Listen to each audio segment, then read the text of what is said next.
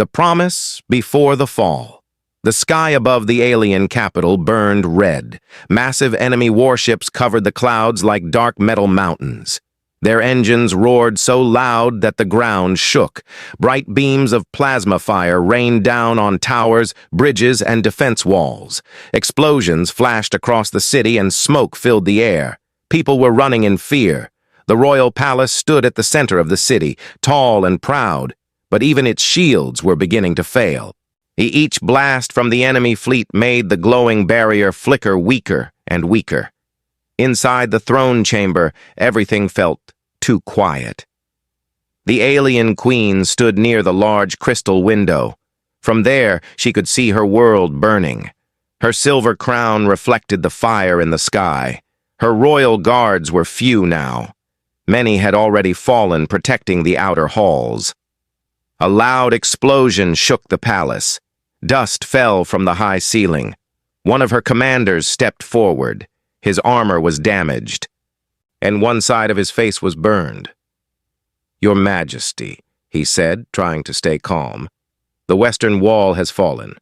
Enemy troops are entering the city center. We must evacuate you now." The queen did not move. Her eyes stayed on the sky. "He will return," she said softly. The commander froze. Around the room, the remaining council members looked at each other. They all knew who she meant, the human soldier who disappeared 1 year ago. Another explosion hit close to the palace, and the shield flickered hard this time. "Your Majesty," the commander said again, more urgent now. "The human is gone. We searched the battlefield. There was nothing left, no signal, no body. He sacrificed himself so you could escape." The queen finally turned to face them. Her eyes were not filled with fear. "They do not understand humans," she replied calmly. "He made me a promise." The doors of the throne chamber shook as something heavy struck them from the outside. The enemy had reached the palace, and still, the queen did not run. 1 year earlier. The first invasion had come without warning. Enemy ships had appeared from deep space and attacked every major city at once. The alien army was strong, but the enemy empire was stronger. Their technology was advanced. Their soldiers were ruthless. In the middle of that chaos, a small human ship arrived. No one knew why. Humans were new to the galaxy. They were not known for great numbers or powerful fleets. Many alien races believed humans were too emotional and too weak for interstellar war. But that one human ship landed near the battlefield outside the capital, and from it stepped a single soldier. He did not wear royal colors. He did not carry alien weapons. He had simple human armor, scratched and worn. His face showed no fear. At first, alien soldiers did not trust him. They thought he was crazy to enter a war that was not his. But when enemy forces broke through the defense line, the human did not hesitate. He ran toward the fight. He moved differently than alien soldiers, faster, more direct. He used cover smartly. He threw small explosive devices with perfect timing. He pulled wounded aliens to safety without caring about his own danger. Again and again, he stood where the fighting was worst. Rumors spread quickly across the battlefield. The human is still standing. The human pushed them back. The human saved the northern gate. The queen first saw him during an assassination attempt. She had been inspecting the defense towers when an enemy sniper fired from a distant rooftop. No one saw it coming, except him. The human soldier jumped between the queen and the blast. The energy shot struck his armor and threw him to the ground. Smoke rose from his chest plate. The guards rushed forward, but the human was already trying to stand again. "Are you hurt?" the queen had asked, shocked. He gave a small smile. "I've had worse." From that day, he stayed close to the palace. He trained alien soldiers in human battle tactics. He showed them new ways to defend streets and buildings. He fought on the front lines every time the enemy attacked. The aliens began to respect him, not because he was strong, but because he refused to run. Then came the final battle of the first invasion. Enemy forces broke through the outer city completely. The palace was surrounded. Evacuation ships were ready, but they needed time. The humans stood at the main gate with only a handful of soldiers. "You must leave now," he told the queen firmly. "I will hold them here." "You cannot stop an army alone," she said. He looked at her with steady eyes. "I don't need to stop them," he replied. "I just need to slow them down." The queen hesitated, and then he said the words she would never forget. "I'll come back." The doors of the palace sealed shut as she was escorted away. Outside, the human turned toward the incoming enemy wave. Moments later, a massive explosion shook the entire city. When the smoke cleared, the battlefield was empty. No human body was found. No signal remained. Everyone believed he had died in the blast. Everyone except the queen. Back in the present, the throne chamber doors began to crack under enemy fire. The commander looked at her one last time. "This is the end, Your Majesty." The queen lifted her head proudly. "No," she whispered as the final lock broke. "This is the moment he returns." The human who would not die. The throne room doors exploded inward with a violent blast of light and smoke. Enemy soldiers poured through the broken entrance, their armor dark and sharp, their weapons glowing with cold blue energy. The royal guards rushed forward to defend their queen, but they were tired and wounded. The sound of plasma fire filled the chamber. Sparks flew from the marble pillars, and the crystal ceiling cracked under the shock waves. The commander stood in front of the queen, ready to give his life, but even he knew their chances were almost gone. Outside the palace, the city continued to fall. Enemy banners were rising over government towers. Communication lines were silent, and defense cannons had stopped firing. The alien people believed this was the last day of their world. Mothers held their children in underground shelters. Soldiers fought with empty energy cells. Hope was almost gone. Inside the throne room, the enemy warlord entered slowly through the smoke. He was taller than the others, wearing heavy black armor marked with battle scars. His eyes glowed red behind his helmet. He looked around at the destruction with calm satisfaction. And he had waited a year to finish this war. He had studied alien weaknesses. He had prepared for this moment. "You should have surrendered," the warlord said in a cold, steady voice. "Now your people will watch their queen fall." The commander raised his weapon, but enemy soldiers shot him before he could fire. He fell to the floor near the queen's steps. The remaining guards were surrounded. The warlord began walking toward the throne. The queen stood tall, even as enemies closed in around her, and she felt fear, but she did not show it. Her voice was steady when she spoke. "You came for me once before," she said, "and you failed." The warlord stopped a few steps away. "That human saved you," he answered, "but even humans die." The queen's eyes did not move. Not all of them. Before the warlord could respond, a loud rumble echoed across the sky outside. The palace shook again, but this time the sound was different. It was not enemy fire. It was something cutting through the atmosphere at high speed. Enemy soldiers hesitated. Their helmet systems began receiving unexpected signals. Radar systems across the city activated at once. Far above the planet's surface, a single small ship burst through the clouds. It was not large. It was not shaped like alien vessels. Its metal surface was scarred and burned, as if it had traveled through many battles. It did not move like enemy warships. It moved with sharp human precision. It weaved between enemy cruisers, avoiding heavy cannons with impossible timing. Inside the palace, communication panels flickered back to life. A signal forced its way through enemy jamming systems. Alien technicians stared in disbelief as a human-coded frequency appeared on their screens. One small message came through. "Miss me?" The queen closed her eyes for just a second. Around her, enemy soldiers looked confused. Outside, in one of the massive enemy cruisers suddenly exploded in bright fire. Its own weapons had turned against it. Another ship lost power and drifted out of formation. The single human ship was hacking into their network, causing chaos from inside their fleet. High above the city, the human pilot focused carefully on his controls. His armor was older now. His face had more scars. He had not died in the explosion a year ago. He had barely survived it.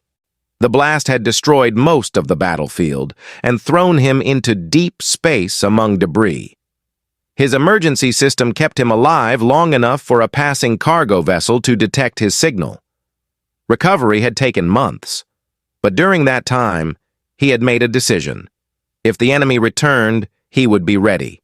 He had traveled across human colonies asking for support. Many leaders refused. They said it was not humanity's war.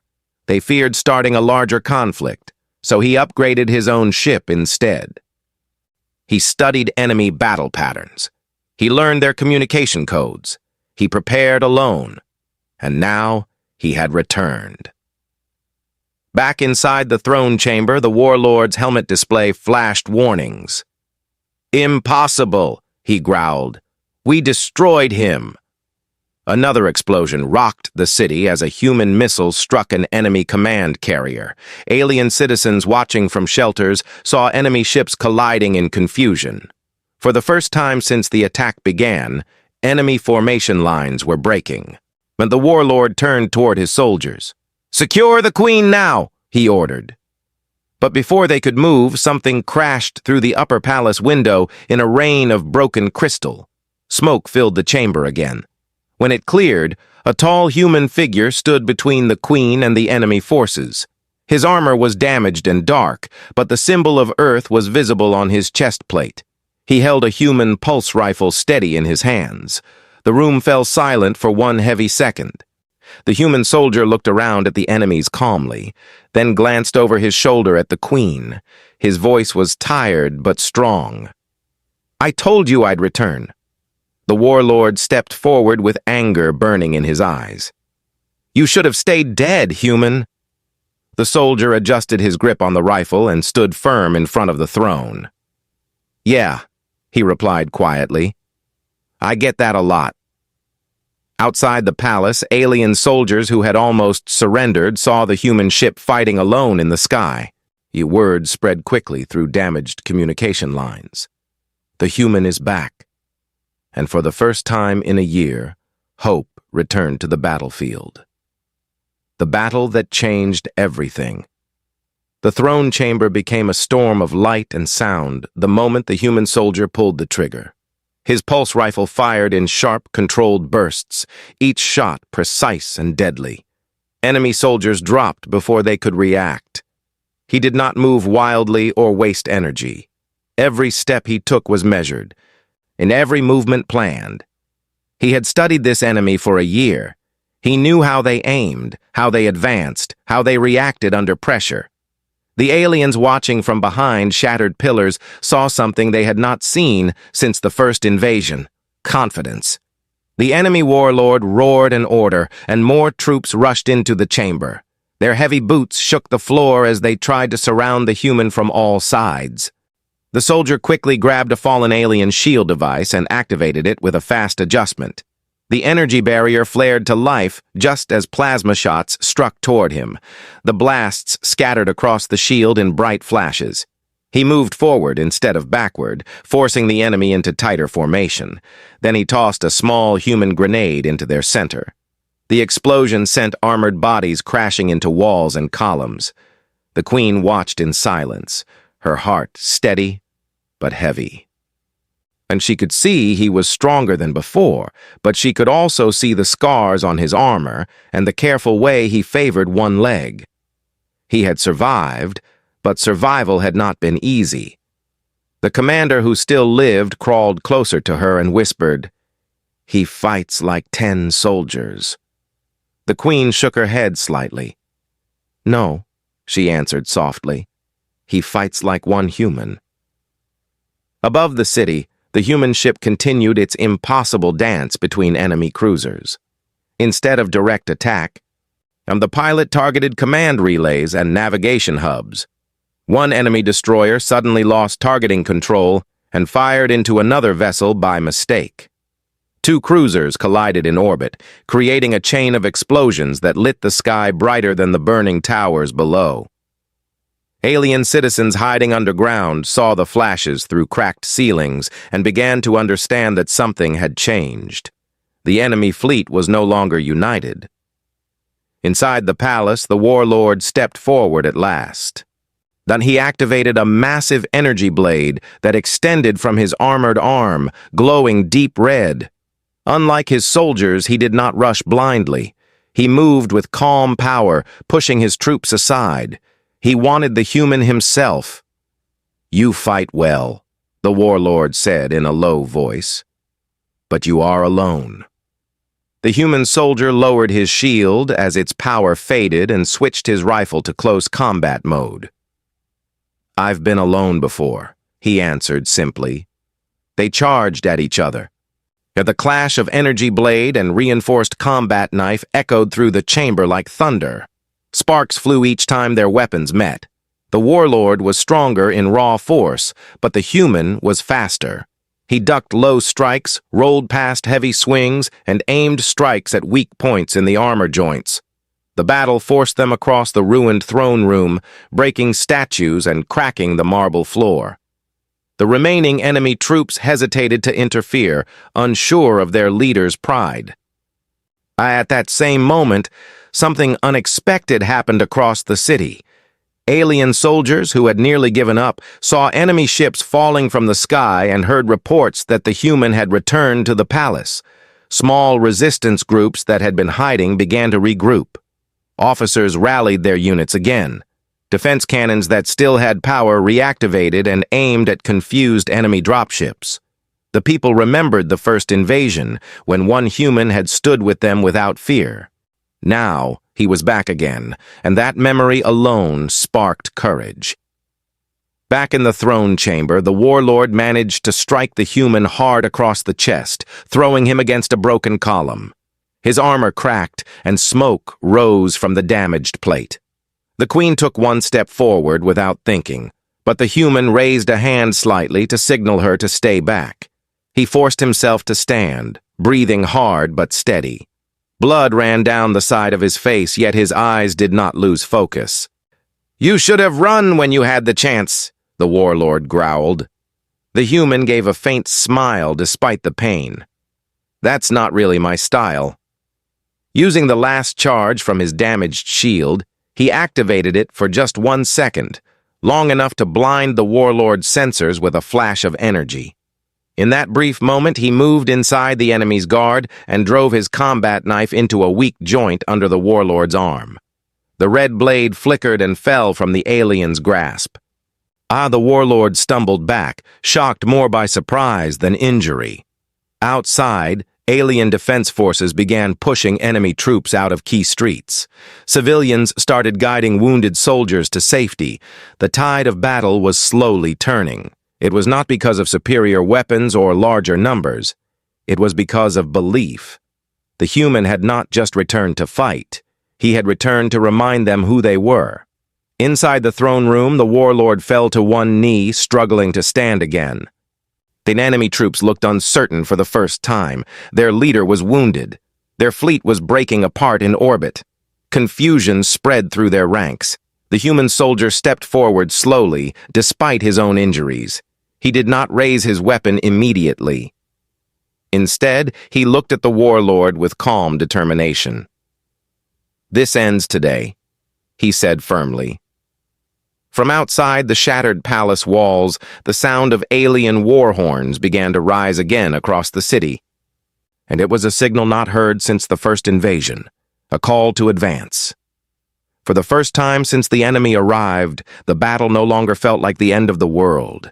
It felt like a turning point, and every alien in the capital knew one simple truth in that moment. The human had returned, and everything was about to change.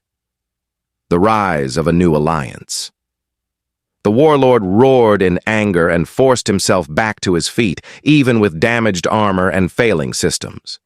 His red eyes burned brighter as emergency power surged through his suit. Around him, enemy soldiers regained some confidence, forming a defensive wall while their leader prepared one final assault. The human soldier stood only a few steps away, breathing heavily, blood running from a cut near his eye, his chest armor cracked and smoking. He was injured, exhausted, and clearly outmatched in raw strength, yet he did not step back. The Queen could see it clearly now. This was not just courage. Yet this was something deeper. It was choice. The human chose to stand, even when standing meant pain. The warlord activated a secondary blade from his other arm, shorter but sharper. "You inspire them," he said with quiet fury. "That is why you must die." Without warning, he lunged forward with brutal speed. This time the attack was faster and more violent. The human barely blocked the first strike, the impact sending shockwaves through his arm. The second strike cut across his shoulder and tearing through weakened armor. He fell to one knee, the blade stopping just inches from his throat. The chamber went silent except for the hum of weapons and distant explosions outside. It looked like the end, but something changed. From the broken doors of the throne room, alien soldiers charged back inside with renewed force. They were wounded, tired, but their eyes were no longer empty. Behind them came palace guards who had regrouped. So word had spread across the city that the human was alive, that the Queen was still standing, that the enemy fleet was failing. The soldiers who had once fought in fear were now fighting with purpose. They attacked the enemy troops surrounding the warlord, pulling them away from the center of the chamber. The human was not alone anymore. Using the small opening created by the alien soldiers, the human twisted his body and rolled away from the warlord's blade. He grabbed his fallen pulse rifle and fired at close range, forcing the warlord to retreat several steps. The Queen moved down from her throne not to fight, but to stand where all her soldiers could see her clearly. She lifted her voice so it carried through the chamber and into the halls beyond. "This world stands together," she declared. "We do not fall today." Outside the palace, alien forces began pushing back street by street. The defense cannons locked onto enemy dropships now confused without stable fleet support. In orbit, the human ship continued to strike critical command vessels before finally being forced to land in the city center due to damage.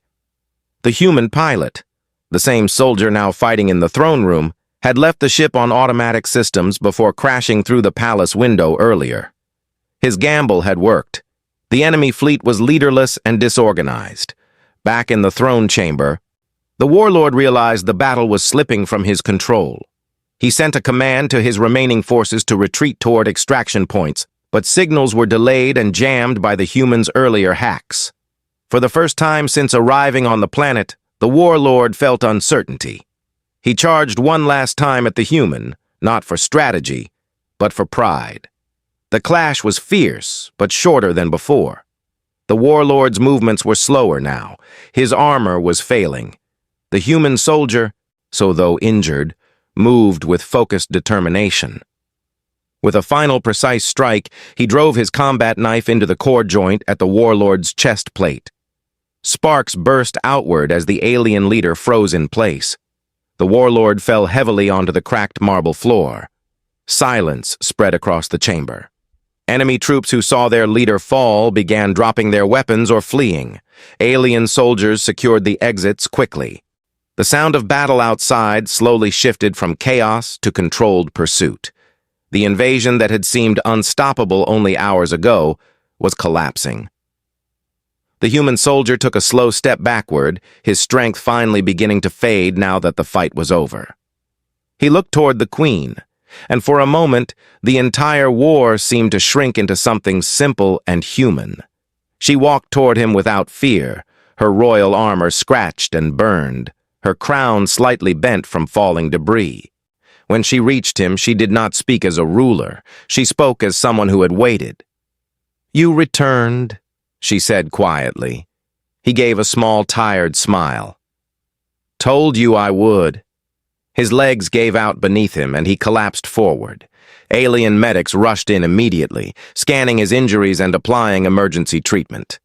The Queen knelt beside him, ignoring protocol, ignoring the eyes of her people.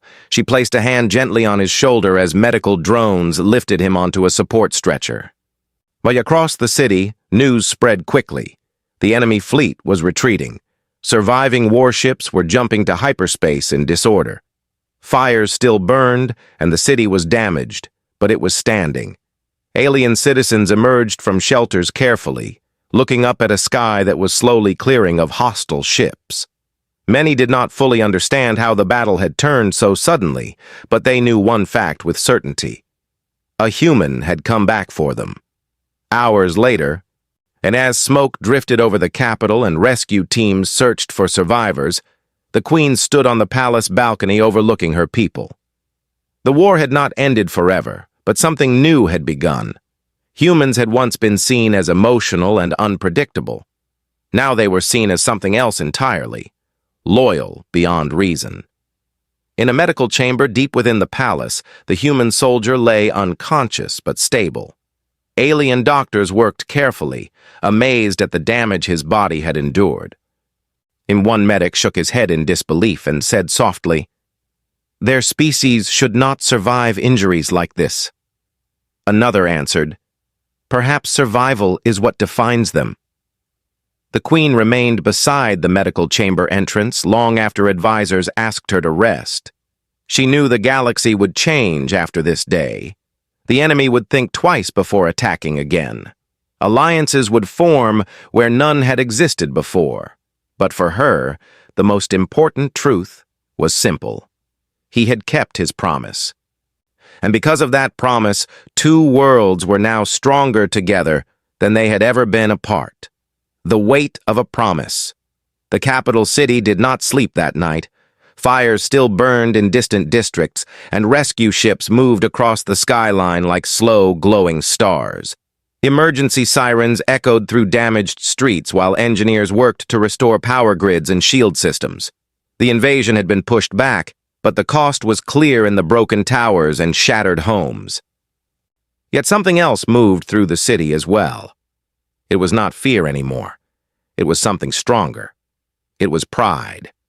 Inside the Royal Medical Wing, the human soldier lay surrounded by advanced alien healing machines. Soft blue light scanned across his body, repairing damaged tissue and sealing deep wounds. His armor had been removed carefully and placed on a nearby table. It looked worse than anyone expected. Large cracks spread across the chest plate. Burn marks covered the shoulders. One section had melted completely from a direct plasma strike. The doctors whispered to each other in disbelief. No ordinary being should have survived such damage. Even some alien soldiers with stronger natural biology would not have lasted as long as he had. The Queen stood behind a transparent shield wall, watching quietly as the medics worked. Her royal advisors tried to pull her away, reminding her that leaders must show strength and focus on rebuilding the government. But she did not move. This was not just about politics or alliance. This was about loyalty. This was about someone who chose to protect her world without obligation. After several long hours, the chief medical officer stepped forward. "Your Majesty," he said gently, "he will live. Recovery will take time, but his life is not in danger." The Queen closed her eyes briefly in relief. For the first time since the battle began, her shoulders relaxed. "Thank you," she replied softly. Outside the palace, news of his survival spread quickly. Crowds gathered near the outer gates, not to protest or demand answers, but simply to stand together. Some alien children carried small banners with symbols of Earth drawn beside their own planetary crest. Older soldiers spoke quietly about the first invasion and how the human had fought even when escape was possible. Stories grew quickly, some exaggerated, some true, but all carrying the same message. And humanity had proven something powerful. Days passed. The city slowly began to repair itself. Enemy forces had retreated completely from orbit, and long-range scans confirmed that their fleet had scattered. The galaxy was watching now. Other civilizations that once avoided involvement began sending cautious diplomatic messages. They had seen the battle reports. They had seen how a single human intervention had changed the outcome of a major invasion. It was no longer wise to ignore Earth. In the quiet medical chamber, the human soldier finally opened his eyes. The ceiling above him glowed with soft healing lights. For a moment, he did not move, simply breathing slowly as memory returned in pieces. The warlord, the throne room, the queen. He turned his head slightly and saw alien medical instruments attached to his arms. "You're awake," came a calm voice. He looked toward the doorway. The queen stood there without formal armor now, wearing simple royal robes instead of battle gear. She stepped closer but did not stand over him. She stood beside him, equal height while he lay resting. "You look disappointed," she said gently. He gave a faint smile. "Still alive," he replied. "Guess I'm hard to get rid of." She studied his face for a long moment. "Why did you return?" she asked, not as a ruler but as someone seeking truth. He looked at the ceiling again before answering. "Because I said I would," he replied simply. "And where I come from, promises matter." The room was quiet after that. No dramatic music, no applause, just two beings from different worlds sharing a moment built on trust. In the following weeks, the palace prepared for a public ceremony. It was not meant to glorify war. It was meant to recognize unity. Alien engineers repaired the Grand Plaza in front of the palace where citizens once celebrated peaceful festivals. And now banners of both civilizations hung side by side across the restored towers. The human soldier had regained enough strength to walk again, though he still moved carefully. He refused to wear new armor for the event. Instead, he wore a simple uniform bearing Earth's emblem and nothing more. When he stepped onto the grand balcony beside the Queen, the crowd below fell silent. Thousands filled the plaza. Some had lost family in the battle. Some had lost homes. Yet all of them were standing, and the Queen raised her voice clearly across the open space. "This world stands today because one human chose courage over comfort," she declared. "He did not fight for power. He did not fight for reward. He fought because it was right." The human shifted slightly, uncomfortable with praise. When it was his turn to speak, he stepped forward only a little. "You fought too," he said plainly to the crowd. "I didn't save this planet. You saved it yourselves. I just helped." There was no loud cheering at first. Instead, there was something deeper. A wave of respect moved through the plaza. It was not about one hero. It was about shared strength. That evening, in a private chamber overlooking the repaired skyline, the Queen met with him one last time before he prepared to return to Earth. "The galaxy has changed because of you," she said. "Other races now seek alliance." He nodded slightly. "Good," he answered. It's easier to stand together." She looked at the distant stars. "Will you come back if we need you?" He gave a small smile, the same calm smile he had shown before the final battle a year ago. "You already know the answer." As his ship prepared to depart the next morning, citizens gathered quietly along the launch platform. No dramatic speeches followed. No grand music played. The human simply boarded his repaired vessel and prepared for takeoff. But this time, he was not leaving as a stranger. He was leaving as family. And across the galaxy, a new truth was spreading. Humanity did not fight because it had to. Humanity fought because it chose to protect those it cared about. And that choice was stronger than any empire. The shadow that followed. The morning the human ship left the alien capital, the sky was clear for the first time in many weeks. Repair drones floated quietly between towers. and transport ships carried supplies instead of soldiers. The launch platform was crowded, but peaceful. The human soldier walked up the ramp of his vessel slowly, his body still healing but his posture steady. He turned once before entering and gave a simple nod to the Queen and the gathered crowd. No dramatic farewell, no long speech. Then the hatch sealed, engines ignited, and the ship lifted into the bright sky. For many, it felt like the end of a chapter. But for the Queen, it felt like the beginning of something uncertain. 3 weeks passed. Reconstruction continued. Trade routes reopened. Diplomatic messages arrived daily from distant systems that once ignored the conflict. A formal alliance treaty between Earth and the alien world was being drafted carefully, with clear terms of defense cooperation and shared technology research. The galaxy was shifting, slowly but clearly. Then the long-range scanners detected something troubling. Not a fleet, not an invasion force, a signal. It was weak and fragmented, coming from deep space beyond the outer system. The signal carried an encrypted enemy signature, the same empire that had attacked twice before. It was not a full transmission. It was a probe, testing defenses, scanning response times. Someone out there was watching. Inside the Royal War Council chamber, tension returned. Advisors spoke carefully. Be aware that fear could spread quickly among the public if news leaked without preparation.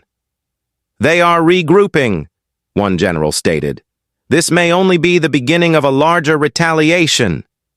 The Queen stood quietly at the center of the circular chamber, listening. Her expression remained calm, but her thoughts moved quickly. The enemy had lost a warlord and a fleet. Empires did not accept humiliation easily. She knew retaliation would come one day. The question was when. An incoming communication interrupted the discussion. The signal origin code was human. The chamber fell silent as the projection activated. The human soldier appeared on the holographic display, standing inside a command deck far larger than his previous ship. Behind him, multiple human officers moved with purpose. The Queen noticed something immediately. This was no longer a single ship. "I heard you picked up a visitor," he said calmly. The Queen allowed herself a faint smile. "Ah, your timing is consistent," he nodded once. "I made some noise when I got back home, showed battle records, tactical data, footage of the fleet fight. Some leaders were slow to believe. They aren't anymore." The holographic camera shifted slightly, revealing through the bridge window an entire formation of human warships in orbit around Earth. They were not as large as the enemy cruisers had been, but they were organized, coordinated, and numerous. Humanity had been watching, calculating, and preparing. "We're not sending one ship this time," the human continued. "We're sending a fleet." Murmurs filled the alien council chamber. This was no longer about a lone warrior honoring a promise. This was about two civilizations standing openly together. Days later, human warships entered alien space in full formation. They did not come as invaders. They came with diplomatic clearance and shared command codes. For the first time in galactic history, the joint human-alien patrols began operating along the outer system borders. Engineers exchanged defensive technologies. Tactical teams shared combat simulations. Cultural misunderstandings were still present, but they were handled with patience rather than suspicion. Yet the enemy's signal returned, this time stronger. Deep space reconnaissance detected a gathering fleet far beyond standard travel lanes. The enemy empire had not been destroyed, only wounded, and a new leader had risen in place of the fallen warlord. Intelligence suggested this new commander was more cautious, more strategic. Instead of immediate attack, the enemy was building strength. A joint war meeting was called aboard the largest human carrier now stationed above the alien capital. The Queen stood beside the human soldier on the main strategy deck. Large holographic star maps displayed potential enemy approach routes. Human admirals and alien generals studied projections together. "So this will not be a quick strike," the human said quietly to the Queen as others debated logistics. "They'll test us first, smaller raids, disruption tactics." She nodded slowly. "Then we respond together." He looked at her with the same steady expression he had shown before every battle. "That's the idea." In the months that followed, small enemy scouting parties attempted to breach outer defenses. Each time they were met not by a single desperate stand, but by coordinated response teams. Human fighters moved alongside alien interceptors. Shared communication networks prevented confusion. For the first time, the enemy did not find weakness in division. One evening, while reviewing patrol reports, the Queen stood on the observation deck of the human flagship. Stars filled the darkness beyond the reinforced glass. The human soldier joined her quietly. "Do you regret returning?" she asked after a long silence. He considered the question carefully. "No," he answered. "If I hadn't, this would have happened anyway, just without us standing together." She looked at the distant stars. "You changed the future." He shook his head slightly. "We did." An alert suddenly flashed across the bridge. Long-range sensors detected a full enemy fleet entering jump space near the outer boundary. This was no probe. This was a declaration. The human officer at navigation spoke firmly. "Enemy armada confirmed.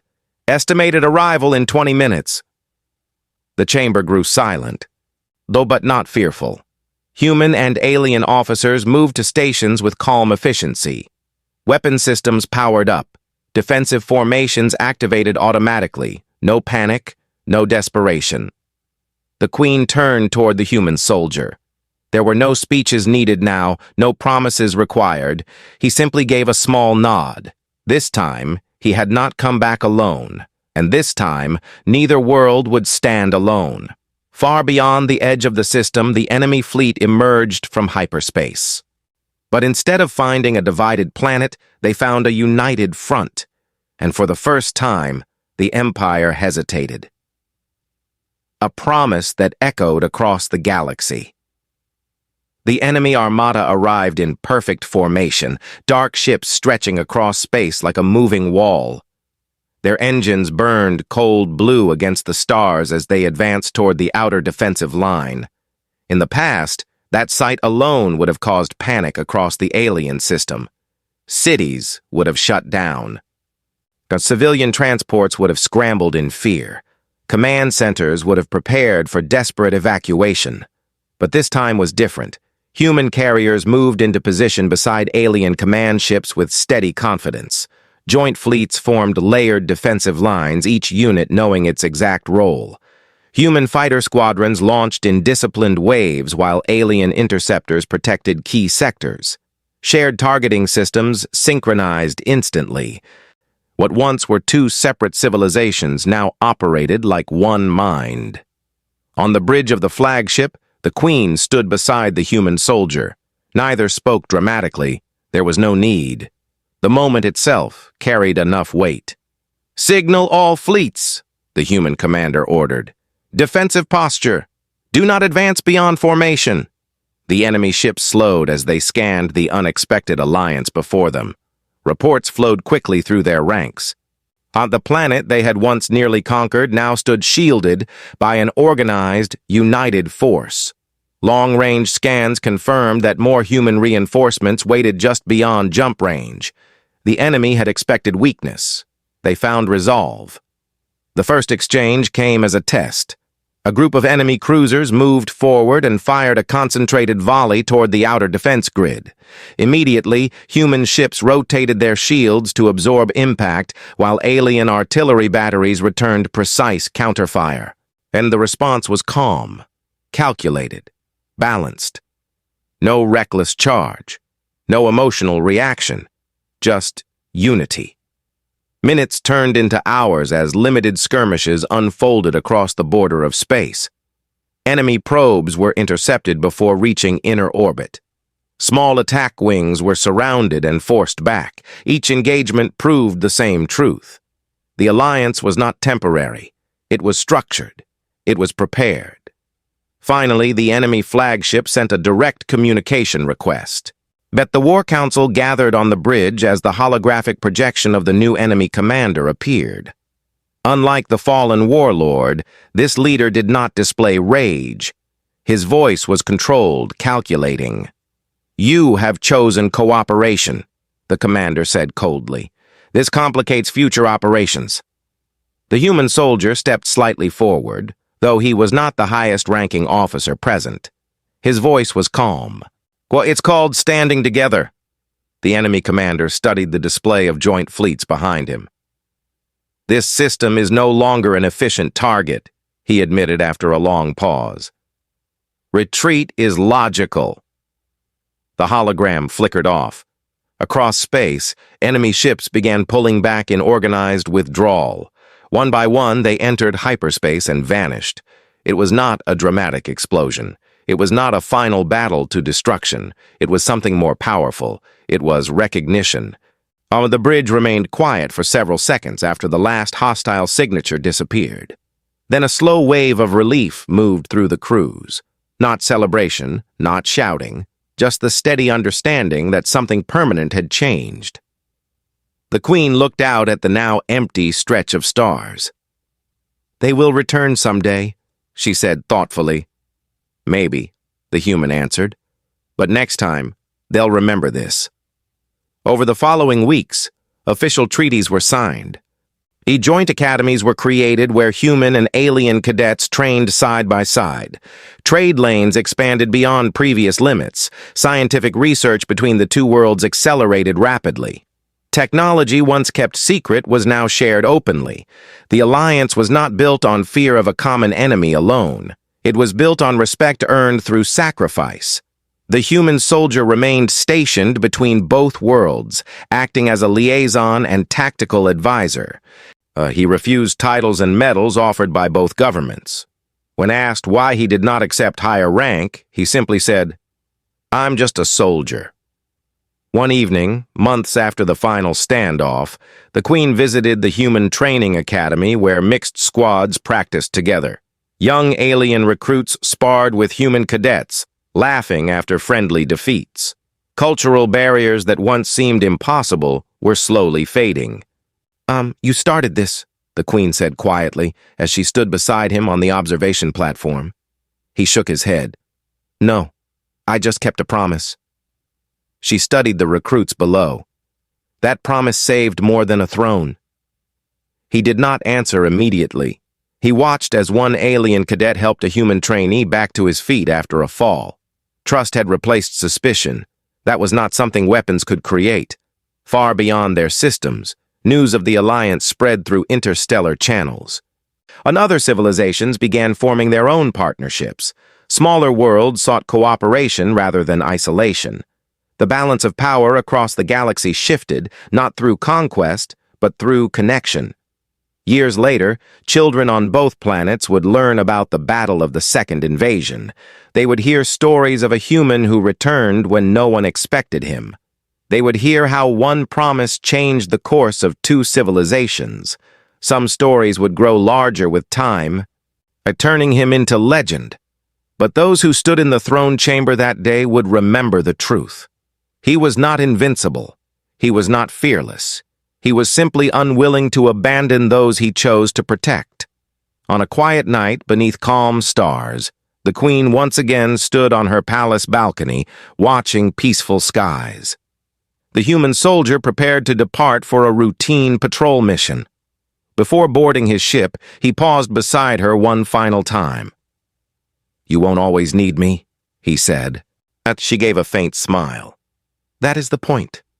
He looked up at the stars. "If you ever do." "I know," she replied softly. He nodded once and walked toward his ship. As engines ignited and the vessel lifted into orbit, the Queen spoke quietly to herself, repeating the words that had once sounded impossible during the darkest hour of invasion. "I told you he'd return." And now the entire galaxy understood what that meant. When humanity gives its word, it does not break it. And when humanity stands beside you, you are never alone.